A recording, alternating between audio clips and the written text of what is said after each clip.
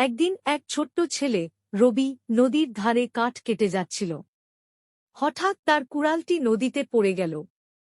রবি খুব দুঃখ পেল এবং বসে কাঁদতে লাগল।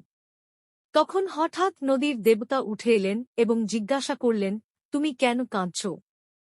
রবি বলল, আমার একমাত্র কুড়ালটি নদীতে পড়ে গেছে। আমি এখন কিভাবে কাঠ কাটব? দেবতা নদীতে ডুব দিলেন এবং সোনার একটি কুড়াল নিয়ে ফিরে এলেন। তিনি রবিকে জিজ্ঞাসা করলেন, এটি কি তোমার কুড়াল? রবি বলল, না, এটি আমার কুড়াল নয়। দেবতা আবার নদীতে ডুব দিলেন এবং রূপার একটি কুড়াল নিয়ে এলেন। রবি আবার বলল, না, এটি আমার কুড়াল নয়। অবশেষে দেবতা রবির সত্যবাদিতায় খুশি হয়ে তার আসল লোহার কুড়ালটি ফিরিয়ে দিলেন এবং উপহার হিসেবে সোনার ও রূপার কুড়ালও দিলেন। ভিডিওটি কেমন লাগলো লাইক, সাবস্ক্রাইব ও কমেন্ট করে জানাবে।